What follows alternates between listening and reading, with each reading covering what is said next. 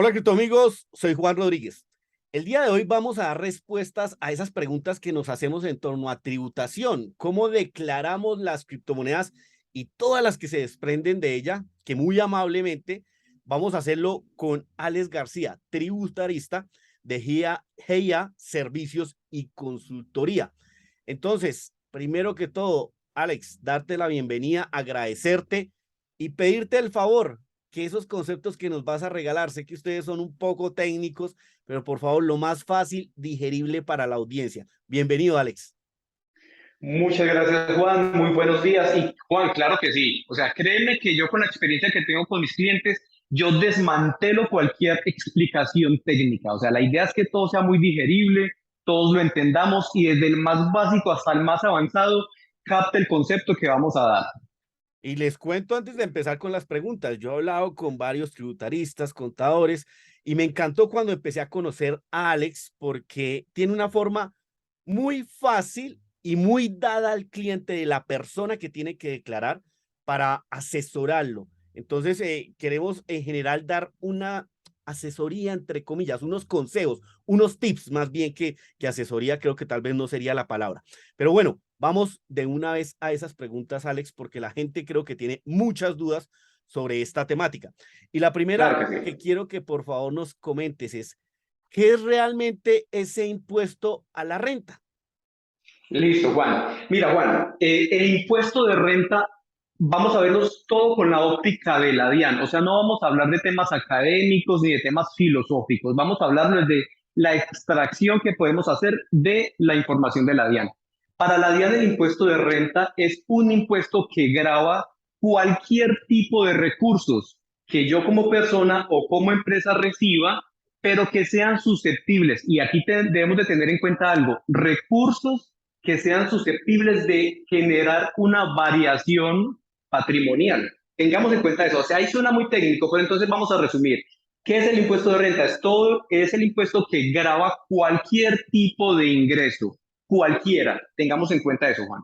Cualquier tipo de ingreso. Bueno, perfecto. Entonces yo creo que ahí es donde se marca precisamente esto que son Bitcoin, las criptomonedas y las actividades que generamos con ellas. Allí se alcanza a enmarcar. Ahora, eh, ¿cuáles son los requisitos o cómo sabe una persona si tiene que declarar renta o no? Listo, Juan. Aquí debemos de tener en cuenta 5 factores. Vamos a hacer un resumen muy general. El primer factor, ya hablamos de qué es el impuesto de renta y tocamos más o menos el tema de qué es un ingreso. Ese ingreso es el más importante para determinar si estoy obligado o no a declarar. Si mis ingresos superan los 50.831.000 pesos, tengo que declarar. Juan, hago una pausa acá antes de continuar con los otros factores. No confundamos ingreso al dinero que recibo. Tengo muchos clientes que dicen, pero es que recibí en mi cuenta consignaciones por 100 millones, tengo que declarar por ser un ingreso. No, señora, o no, señor, el ingreso no es solamente lo que yo mueva en mi cuenta. Yo puedo sacar dinero de mi cuenta y volverlo a consignar y volverlo a retirar y volverlo a consignar. Eso no significa que sea un ingreso. Entonces, tengamos en cuenta recursos que puedan significar un aumento de mi patrimonio son los que debemos de tener en cuenta para este ítem. 50.831.000. Segundo, mi patrimonio. Mi patrimonio. Aquí debemos de tener en cuenta lo que yo tengo sin importar lo que debo. Juan, un ejemplo muy sencillo. Yo puedo tener un apartamento de 200 millones y estar debiendo 150. Para la DIAN, ¿qué es lo importante es que tengo un apartamento de 200 millones, ¿sí? Si mi patrimonio supera los 163.386.000 pesos, ya es un requisito para declarar, listo.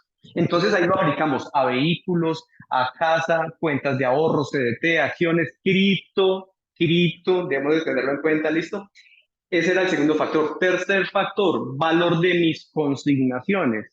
Y en consignaciones debemos de tener en cuenta consignaciones, depósitos y transferencias recibidas en mis cuentas. Si superan más de 50.831.000 pesos, debo declarar.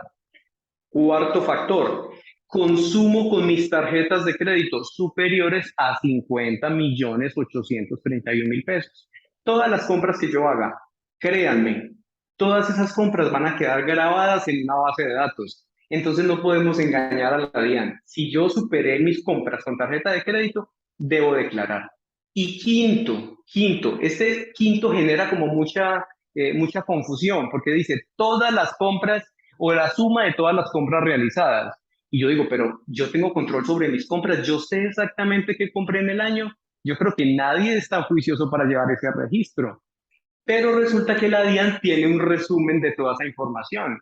Si yo voy y compro en Home Center, en Éxito, en Falabella, bueno, todas las compras que realice, hay muchas empresas que tienen que pasarle información a la DIAN amarradita con mi número de cédula.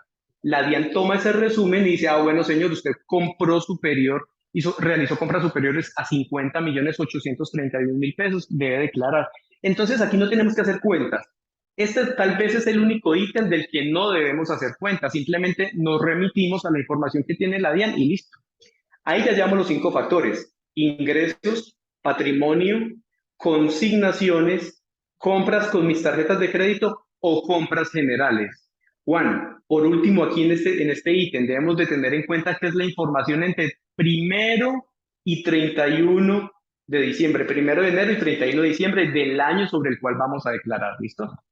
Uy, gran resumen que nos haces allí, Alex, pero me enfoco un poquito más en lo que decías allí y me salgo a la parte de que si todos los que declaran tienen que pagar, porque es que hay muchas personas que son temerosos, no, yo no declaro porque tengo que pagar. Bueno, todos los que declaren renta tienen que pagar. Juan, mira, esto es muy particular y tal vez lo pasé por alto y fue un error garrafal mío, porque una de mis principales tareas, y es lo que yo busco con todos mis clientes, es que le pierdan el miedo a la DIAN.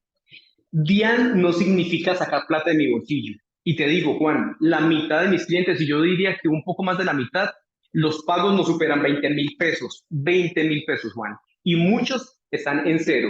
O sea, yo tener superar mis topes en consignaciones no quiere decir que tenga que pagar impuesto de renta. Remitámonos a la primera preguntita que me hiciste. ¿Qué es impuesto de renta? Es un impuesto que graba o que afecta mis ingresos. O sea, no afecta mis consignaciones, no afecta mi patrimonio, no afecta mis compras ni mis consumos, es específicamente mis ingresos. Otra cosa son los requisitos para que la DIAN diga, venga, como usted tuvo como unas transacciones como representativas, decláreme. No quiere decir que sobre esas transacciones deba declarar, ¿listo? Listo. Bueno, ¿hasta cuándo la gente tiene plazo para declarar renta? ¿Y qué pasa si no lo hace? Perfecto. Juan, mira, los vencimientos ya empezaron este 9 de agosto y van hasta el 19 de octubre. ¿Cómo sé qué fecha me toca? Pues hay un calendario establecido, está colgado en la página de la DIAN y simplemente con los 2 últimos dígitos de tu cédula puedes identificar cuál es la fecha. Juan, un paréntesis. Yo creo que en la descripción o puedes compartirle a toda la comunidad un bot que desarrollamos en nuestra empresa. Solamente le informas los 2 últimos números de la cédula y él te va a decir la fecha. Incluso te va a decir cuáles son los requisitos, esos 5 factores de los que hablamos, muy, muy gráficos y muy resumidos, y te va a dar como una lista de chequeo de los documentos que normalmente vas a generar. Entonces, aquí ya estamos enmarcando intervalos de tiempo entre el 9 de agosto, 19 de octubre. Esos son los plazos que estableció la DIAN. ¿Y qué pasa si no declaro, Juan? Bueno, ¿qué pasa si no declaro y yo tenía que declarar? Muy sencillo. Van a haber 2 situaciones posibles. Una, que yo me dé cuenta y yo decida presentarla antes de que la DIAN se entere. Es decir, antes de que la DIAN me coja de la orejita y me diga, venga a ver Juan, usted se le olvidó declarar, declare. Si yo lo hago antes de que la DIAN me llame, yo tengo que pagar una sanción que normalmente es la sanción mínima, normalmente, ¿cierto? Pero la recomendación mía es declarar si sé que cumplo con alguno de los requisitos. La segunda situación es que yo declare, yo me arriesgue como hacían muchos clientes y muchos contribuyentes hace algunos años. Eso la DIAN no se da cuenta. Eso ellos no se van a enterar. Juan, en estos momentos la información con la que cuenta la DIAN nos conoce más de lo que nosotros nos conocemos, ¿sí? Entonces la segunda situación es que la DIAN diga, bueno, señor, venga, me declara, me di cuenta que usted superó los topes. Ahí ya es un tema más delicado porque las sanciones se suben y las formas de maniobrar con la declaración van a ser mínimas. Bien, Alex, nos comentaste todo en general a este tema de la declaración de renta, qué es requisitos, si tengo que hacerlo, no tengo que hacerlo. Pero ahora vamos más hacia Bitcoin y las criptomonedas. Y para eso tengo que hacerte esta pregunta. ¿Qué es Bitcoin y las criptomonedas para la DIAN y el gobierno? Perfecto. Juan, bueno, aquí debemos de tener en cuenta algo. No existe hasta el día de hoy un concepto unificado por todas las entidades y todas estas instituciones a las cuales les interesa nuestra información. No existe. Pero si extraemos lo que han emitido, los oficios, los informes, podemos determinar lo siguiente. Todos se pusieron de acuerdo en tener en cuenta tres factores con respecto a las criptos. El primero, las criptos son cuantificables. Podemos saber si tenemos 1, 2 o 3 Bitcoin o 0.5. Segundo, existe un mercado en el cual se pueden comprar o vender, es decir, existe un precio, ¿cierto? Entonces son cuantificables y se pueden valorar. Y tercero, tenemos propiedad sobre esas cripto o sobre esos criptoactivos, ¿cierto? Es decir, solamente a nosotros podemos decidir cuándo transferir, cómo guardarlos, cómo recibirlos. Esos tres factores le han permitido a la DIAN, al Banco de la República y a otras entidades determinar que las cripto en general son activos y con un apellido adicional, activos digitales. Es decir, un activo para mí es una casa, pero es un activo físico. Un criptoactivo es un activo igual que la casa, pero con un apellido adicional, digital, existen en un mundo virtual. Bueno, Alex, eso es importante, saber cómo lo califica, sobre todo la DIAN en este caso que es la temática del día, y el gobierno, ¿no? Ahora, para la gente sé que esta pregunta se la están haciendo mucho y hay algunos preocupados de aquellos más viejitos con Bitcoin y con criptomonedas. ¿Desde hace cuánto tiempo se debe declarar Bitcoin y criptomonedas en Colombia? Bueno, Juan, si he hecho bien mi trabajo hasta este momento con las preguntas que hemos tratado, hemos tocado dos temas. Uno, los ingresos, ya más o menos entendemos qué es realmente un ingreso, o sea, todo lo que sea susceptible que yo reciba y que sea susceptible de incrementar mi patrimonio y que es un activo, es decir, que lo pueda medir, que lo pueda valorar y que tenga propiedad sobre él, ¿cierto? Entonces hemos tocado dos conceptos importantes, ingreso y activo. Ahora, teniendo en cuenta esos dos conceptos, la pregunta es, ¿desde hace cuánto tengo que declararlo? Pues muy sencillo, desde siempre, desde que se creó Bitcoin. Es muy sencillo, Juan. La DIAN en ninguna parte dice, decláreme los activos menos tales activos. No, la DIAN enmarca todos los activos o todo patrimonio y todos los ingresos. ¿Recuerdas por allá cuando me preguntaste qué era impuesto de renta? Yo dije sobre todos los ingresos. ¿Cierto? Ahora, Juan, ha existido muchísima confusión al respecto porque confundimos el tema cripto o cyberpunk, y lo confundimos con un tema que somos anarquistas, no le queremos dar información al Estado, pero eso no quiere decir que tengamos que dejar de jugar con las reglas de ellos, ¿cierto? Entonces, Juan, ¿desde cuándo? Desde siempre. Bueno, y ahí hay una cosita, ¿no? Porque aquí muchos se van a asustar y van a decir, uff, yo vengo desde el 2012, 2015, aunque esa gente ya es la que más tiene cancha, ¿no? Pero hay una cosa, y tal vez no lo toquemos en esta conversación, porque nos extendemos, pero es diferente lo que adquieres con KIC a lo que no adquieres con KIC, ¿no? Esos son temitas espesos que hay que tocar, pero son variantes, ¿no? Sí, Juan, digamos que yo tengo un primo. Mi primo Diego maneja muy bien el tema y separa muy bien, tengamos en cuenta eso, separa muy bien las criptos que adquiere con KYC y las que adquiere sin KYC. Digamos que hay una gran diferencia y son dos universos diferentes. Sí, dejémoslo ahí que ese temita se puede ampliar en otra ocasión, pero es importante hacerlo, ¿listo? Ahora, Alex, cómo declaro mis Bitcoin y mis criptomonedas? Excelente, Juan. ¿Cómo las incluyo? Como ya sabemos que las cripto en general se pueden cuantificar, se pueden valorar, ya puedo hacer una operación muy sencilla. ¿Cuánto compro y a qué precio? ¿Cierto? Cuando yo compro, de hecho, aquí podemos incluso retomar un tema de que el anonimato de Bitcoin no se puede rastrear, está hecho para hacer cosas malas. Juan, es lo más transparente que hay. Y si yo voy a valorar mis cripto, yo no necesito ni siquiera tener un cuaderno con esa información. Si yo tengo mi billetera, voy, consulto en la cadena de bloques, que es pública, que es abierta a todo el mundo, voy, consulto la fecha en la que hice la transacción, la cantidad y la fecha, y ya en esa fecha puedo saber a qué precio estuvo ese criptoactivo. Hago esa multiplicación, cantidad por precio, y ya sé cuál fue mi costo, ¿cierto? ¿Cuál fue mi costo? Y ese costo es el que debo declarar en mi declaración. Existen, hago énfasis en esto, Juan, hago énfasis, existen confusiones al respecto y personas creen que la DIAN está exigiendo que se declaren a valor de mercado. No, se deben declarar es al valor en el cual adquirí mis Bitcoin, ¿cierto? Correcto. Esos son conceptos súper importantes. Dime. Sí, bueno, Juan, eso con respecto a cómo incluirlas en mi patrimonio, ¿cierto? Las criptos. Pero aquí hay unas variacioncitas que yo sí quisiera hacer, en las cuales quisiera hacer énfasis. Sabemos que el ecosistema se ha robustecido y se ha complejizado un poco y ya no es solamente holdear. Existen otras cosas como, por ejemplo, hacer minería o participar de pools de minería o hacer staking, ¿cierto? ¿Cómo hago esa inclusión de, digámoslo así, esos intereses o esos dividendos que me generan este tipo de operaciones? O perdón, te Se interrumpo. inclu- El trading. ¿Cómo hace? ¿Cómo hace ahí la ah, gente? bueno, cierro la idea del patrimonio y te Sí. hablo del trading, ¿listo? ¿Cómo incluyo, por ejemplo, hablemos de una cripto conocida, Cardano, hablemos de ADA. Si yo tengo ADAs y me generan hadas gratis, ¿cómo voy a incluir esas hadas gratis en mi patrimonio? Pues van a quedar incluidas con 0 pesitos. O sea, no van a tener costo, van a ser 0 costo, ¿sí?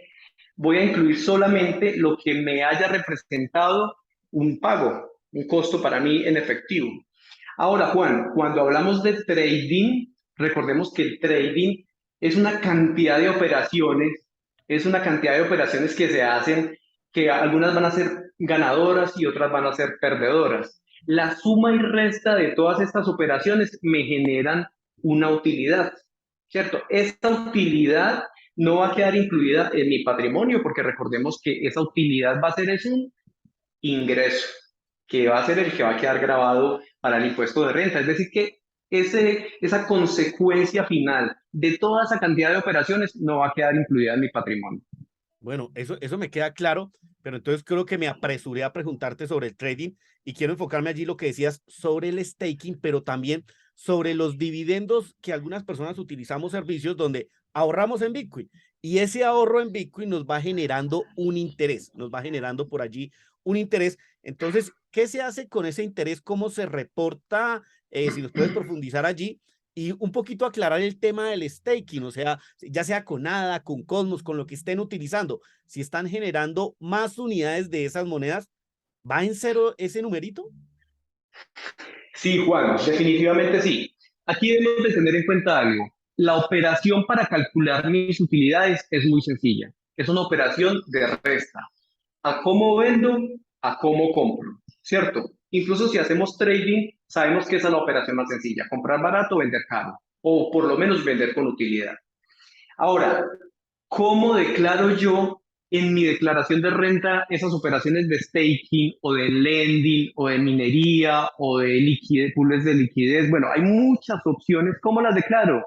Simplemente no se declaran si no hay monetización. ¿Sí?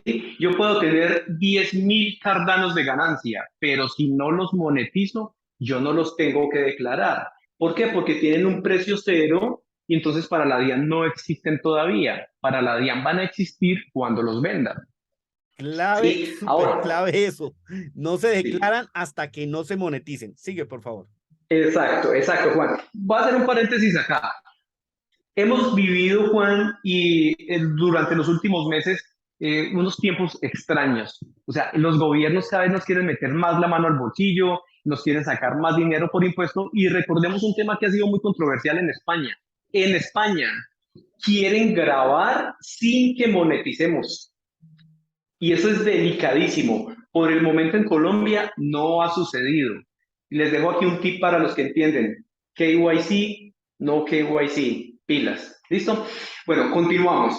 Ahora, ¿cómo voy a declarar esa monetización en la declaración de renta? Recordemos que si monetizo, puede haber una utilidad o puede haber una pérdida, porque hay muchas personas que por el susto, en cuanto empiece a bajar el precio, venden y prefieren salir perdiendo, ¿cierto? Entonces, digamos que en esa monetización puede haber una ganancia o una pérdida. ¿A la DIAN qué le interesa?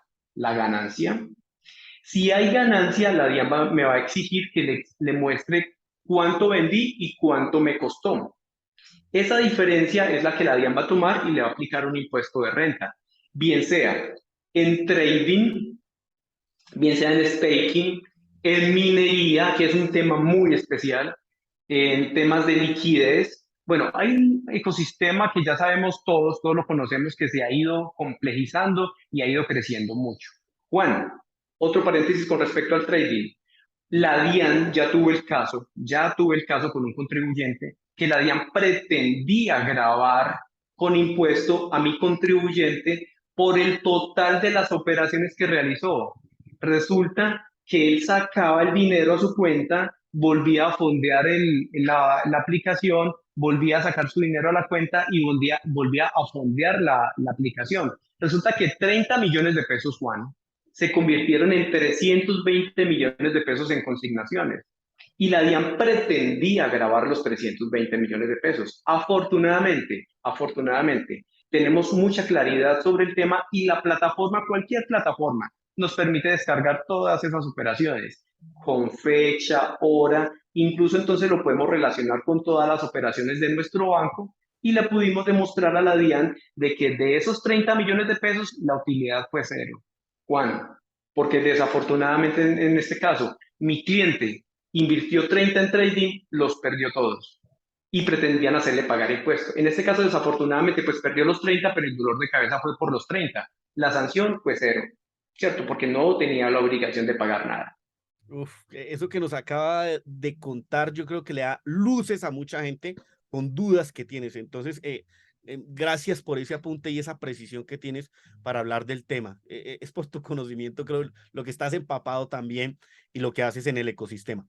Bueno, aquí la mayoría de personas simplemente por lo general compran Bitcoin o compran criptomonedas y las guardan y listo. En algún momento ellos deciden vender. Entonces la pregunta aquí es ¿se deben facturar las ventas de esas criptomonedas? Excelente. Juan, mira, si yo estoy obligado como comerciante a facturar como comerciante, si estoy obligado, pues simplemente cualquier tipo de operación tengo que facturarla. Si yo vendo mi moto y tengo un comercio y soy, digámoslo así, régimen común, que ya no se llama régimen común, para el impuesto de IVA, es decir, tengo que facturar y vendo mi moto, pues tengo que facturar también mi moto. Eso es algo que no saben muchas personas. Vendí mi casa, tengo que facturar mi casa. Eso no me va a implicar nada, porque de todas formas yo voy a declarar la venta, ¿cierto? Vendo Bitcoin, pues voy a tener que facturar ese Bitcoin que vendí. Ahora, si no soy comerciante y no estoy obligado a facturar, no tengo que facturar la venta de mis criptomonedas. Ok. Ahora, una pregunta para aquellas personas que se mueven con productos y servicios y quieren recibir pagos en criptomonedas. Esas personas, ¿cuál sería la recomendación allí para ellos? Bueno, Juan, de hecho, cada vez son más las empresas que quieren recibir cripto y más las personas que quieren recibir a cambio de sus servicios también cripto. Aquí hay dos opciones muy diferentes, Juan. Una, hablemos por ejemplo de empresas, bueno, no voy a nombrar no voy a decir el nombre del exchange, pero digamos que hay unos exchanges que nos prestan un servicio muy particular y es recibir pagos con cripto pero con la particularidad de que nosotros nunca vemos la cripto. El cliente le paga a la plataforma, digamos que la plataforma es un intermediario y nos monetiza a nosotros directamente al banco. Es decir, que realmente no estamos vendiendo con cripto, para que lo tengamos en cuenta, porque muchas personas, pero es que miren, ya tengo el servicio del exchange y voy a recibir cripto. Sí, pero digamos que esa operación se va a quedar hasta cierto punto del pago del cliente y yo realmente lo que va a recibir es efectivo. Entonces aquí no nos tendríamos que preocupar. Cuando yo no tengo acceso a esas criptos que me está dando el cliente, cuando yo no soy el que decido cómo las vendo, cuándo las vendo o en qué proporción, estoy recibiendo directamente fiat. Fiat, listo. La segunda opción es cuando yo con mis billeteras, mis wallets, las exhibo en mi establecimiento y recibo sobre esas wallets, ¿cierto? Ahí, ¿cuál es la recomendación, Juan? Que yo mantenga wallets estáticas, siempre las mismas. Bueno, siempre las mismas, ahora les hablo de un tip de seguridad, pero digamos que periódicamente las cambio solamente cada 15 días, cada 20 días, pero sean wallets solamente para esa operación. Si yo vendo hamburguesas, tener una wallet solamente para recibir las ventas de mis hamburguesas. Si yo presto servicios y recibo cripto, una wallet solamente para ello. De tal forma que yo pueda primero decidir cuándo vender, si las quiero vender, en qué proporción, generar una política de administración de esos recursos y decir, por ejemplo, el 10% no lo vendo, vendo el otro 90%, con eso costeo mi operación, ¿cierto? Mi negocio. Y lo otro, Juan, es que teniendo esas wallets específicas pueda tener un control de mi contabilidad para poder declarar ante la DIAN y estar completamente tranquilo. Listo. Ahí te complemento un poquito, Alex, con los que estás diciendo. Entonces, colocabas el ejemplo. Entonces, está el vendedor de hamburguesas que recibe Bitcoin. Entonces, con lo que entiendo, Alex, que te refieres a la wallet, es la dirección, que tengas una dirección para recibir específicamente Sí, allí ese pago por las hamburguesas, ¿sí? Y diferenciar un poquito como nos lo decía, ¿cierto? sí, sí, tienes toda la razón, sí. Cuando dije wallet, quería decir era una dirección específica. Tienes toda la razón, Juan, sí. Bueno, listo, perfecto. Mira, por aquí tengo una pregunta interesante. Esas personas que venden productos y servicios y que reciben pagos en Bitcoin o criptomonedas, ¿qué actividad deben colocar en el root? ¿Cómo ellos colocan allí esa partecita? Bueno, Juan, listo, perfecto. Esa es una pregunta que me están haciendo realmente este año. Hasta el año anterior no había interés ninguno. O sea, la gente pensaba que eso para la día no existía. Listo, Juan, mira.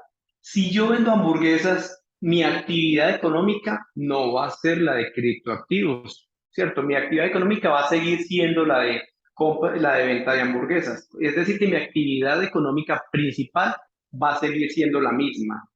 Pero si yo compro y vendo criptos, si yo hago trading, si yo hago staking, bueno, hay muchas operaciones que puedo hacer y no me dedico a nada más y mi operación o mis ingresos se derivan directamente de estas operaciones. Mi actividad económica es muy sencilla, yo creo que la hemos escuchado todos, rentista de capital. Ahí la debemos acomodar. Bueno, perfecto. Ahí nos das bastante luces para aquellas personas que pues ofrecen este tipo de servicios y reciben pagos en criptomonedas. Ahora, hay una pregunta o a veces gente que está un poquito temerosa por lo que está haciendo la UIAF, ¿cierto? Tenemos por allí una normatividad que salió, resolución 314 de 2021. Da unas directrices. Entonces, porfa, coméntanos cómo aplica esa normatividad, porque aquí hay gente que está un poquito en pánico referente a ello. No, Juan, y te cuento que eso generó conmoción con muchos de mis clientes. De hecho, muchos pararon operaciones cuando se dieron cuenta de la norma.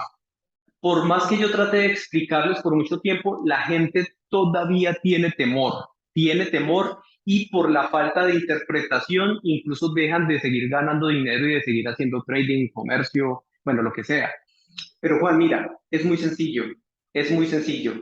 Desde que tú empiezas a leer la norma, hay unos renglones que tienen una frase que lo dice absolutamente todo, por la cual se impone la obligación de reporte a la UIAF a las empresas y personas naturales que provean servicios de activos virtuales en Colombia, que provean servicios virtuales, ¿cierto? O de activos virtuales. Si tú compras en la calle, le compras a un amigo cripto y se la vendes a otro, ¿tú estás proporcionando servicios de activos virtuales? Nada. Nada. El que me proporciona el servicio puede ser la plataforma peer-to-peer, puede ser local Bitcoin, puede ser Binance, y listo, son ellos los que están obligados a informar. Juan, y no son todas las operaciones. Recordemos que UIAF se enfoca mucho al control del lavado de activos, de financiación del secuestro, de trata de blancas, de terrorismo. Entonces, teniendo en cuenta eso, todas las empresas y personas que tengan su plataforma, su software, su servicio especializado, que presten ese servicio dirigido a todos los que tenemos criptos, esas personas deben informar solamente lo que según algunas políticas genere sospecha de que están violando la ley y de que se están incluyendo como en ese grupo de operaciones que pueden ser sospechosas. Ok, entonces ese requerimiento tal vez, digamos, para un intercambio X, debiese ir con nombre propio cuando se solicite ese tipo de información. Es la forma en que la UIAF, recuerde que la UIAF es la Unidad de Información de Análisis Financiero, si mal no recuerdo, y la DIAN, Sí. pues es la parte de tributación. Son cosas diferentes, aunque están en el gobierno, son entes del gobierno, pero son cosas, digamos, apartaditas. Pero bueno, si la OIAF, como tú dices, por lavado de activos, por situaciones sospechosas, requiere algo sobre una persona, ¿debe solicitarlo al intercambio con nombre específico o cómo se realiza eso? A ver, inicialmente es la empresa o el exchange o la plataforma peer-to-peer la que entrega la información a la UIAF. La UIAF decide si alguno de esos reportes realmente se puede considerar sospechoso o puede generar pues algún tipo de suspicacia y ya pedirán más información sobre operaciones anteriores o empezarán a hacer una investigación especial. Pero digamos que el punto de partida es la empresa le informa a la UIAF y ya la UIAF es la que empieza a generar una investigación adicional. Bueno, listo. Allí ya nos ambientaste referente al tema. Creo que se desmontan algunos mitos, algunas preocupaciones que pueden haber por allí de muchas personas. Ahora, vamos para el sector empresarial. ¿Puede una empresa tener Bitcoin y criptomonedas y generar ingresos en el ecosistema? Excelente. Juan, aquí podríamos pausar el video o las personas que estén viendo el video en estos momentos, pausarla y preguntarse con lo que hemos hablado, preguntarse si eso es posible. Recuerden que para la DIAN ya se puede identificar un activo y sobre ese activo se pueden generar unos ingresos que se desprenden o son consecuencia de algunas operaciones. Si eso para la DIAN ya es aceptable, cualquier empresa puede estar involucrada con el ecosistema sin ningún problema legalmente, no va a ser señalado, no va a ser perseguido. O sea, la respuesta es sí. Bueno, perfecto. Vamos a ir cerrando ya para que no nos quede tan extenso este video. Y quiero enfocarme, llegó un nuevo gobierno, hay por allí una nueva reforma tributaria. ¿Qué dice esa nueva reforma tributaria? Pero aquí tengo que decirte o enfocarlo obviamente hacia Bitcoin y criptomonedas. Perfecto. Bueno, Juan, a ver qué te dijera al respecto. De hecho, hasta ayer estábamos todavía terminando de analizar algunos temas y digamos que con respecto a cripto no hay absolutamente nada. Pero si analizamos el trasfondo de toda la reforma, podemos identificar algo. Aumento de control, aumento de exigencia de información, aumento de querer conocer cuáles son todas las operaciones que realizamos. Entonces, si te digo, ¿qué dice textualmente la reforma tributaria? Nada. Pero ¿qué dice sin palabras? Te voy a vigilar más, te voy a controlar más. Entonces, la conclusión es ahí con lo que está pasando con la reforma y con esas políticas, es si antes era importante planear y organizar tributariamente, en estos momentos es más importante, Juan. Siempre tener al amigo, al tributarista, que nos dé consejo, o al abogado tributario también, que nos dé consejo y nos ayude a prepararnos antes de hacer cualquier operación. ¿Sí? Antes de hacer cualquier operación. Bueno, pues nos hablabas de consejos. ¿Algún consejo que nos puedas dar con la llegada del nuevo gobierno?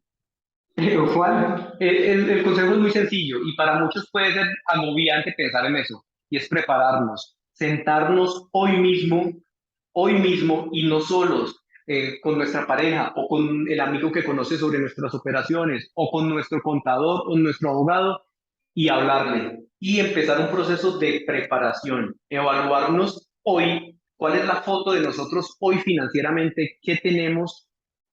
Recordemos el tema de KYC y no KYC, ¿cierto? Hacernos la foto y empezar a analizar esa foto, cómo va a ser afectada de ahora en adelante y tomar las decisiones del caso, Juan. Definitivamente el tema ya es de preparación y de, como te digo, tomarnos esa fotico financiera hoy. Bueno, ahí están las palabras de Alex y de verdad permíteme felicitarte porque ya te lo había dicho, pero no había encontrado un tributarista en el ecosistema con tanto entendimiento del staking, de la minería, del tema de ahorros, del tema de todo lo que pasa en el ecosistema, porque, a ver, tributaristas hay muy buenos en el país, pero que comprendan lo que está pasando con Bitcoin y las criptomonedas, me había quedado difícil. Nos conocimos en Panamá y bueno, las cosas suceden por algo, ¿no? De verdad, qué alegría, pues, contar contigo de esa forma en que nos puedes dar unos tipsitos por acá, decirle a la gente, y te pido el favor, que nos recuerde cuáles son tus redes sociales, cómo pueden contactarte. Yo sé que me dijiste, estás copado, estás llenísimo de trabajo, afortunadamente, pero de pronto para algunas personas que quieran contactarte, ¿cómo lo pueden hacer? ¿Cuáles son tus redes sociales? Y también decirle a la gente que Alex nos ha permitido decir que nos va a colaborar por allí con unos directos o con unos live, unos en vivo, donde podamos hacerle algunas preguntas. Ustedes pueden llegar allí, déjenoslas en la descripción de este video y cuando hagamos la convocación para ello, por favor lleguen y expresen sus preguntas. Entonces ahora sí te doy la palabra para que nos comentes cuáles son esas redes y cómo pueden contactarte. Bueno, Juan, las redes, si quieres, te las comparto ahora para que queden en la descripción, ¿cierto? Del video. Pero, Juan, teniendo en cuenta lo que acabas de decir, de que podemos hacer un live o algo en vivo, créeme, o sea, este ecosistema y este mundo para mí es tan apasionante que yo estoy dispuesto a compartir la información. A compartir la información, si queremos hacer charlas, estoy dispuesto, Juan, y si soy útil para toda la comunidad en Colombia, créeme que voy a estar de primerito contigo. Y te agradezco mucho, Juan, porque, o sea, el honor para mí fue haberte conocido en Panamá. El honor, créeme que te sigo desde hace muchísimos años y para mí eres mi papá Bitcoin. Muchas gracias, Alex. No, de verdad, y nos dejas una puerta abierta grandísima.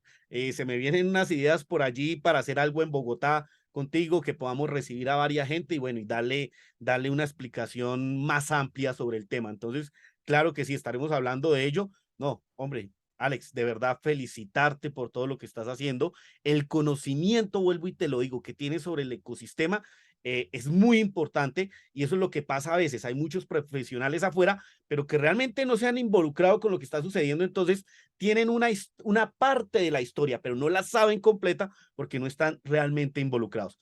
Entonces, Alex, un abrazo también para la gente que nos está viendo y bueno, nos vemos en un próximo. Gracias, Alex. Perfecto, Juan, que estés bien.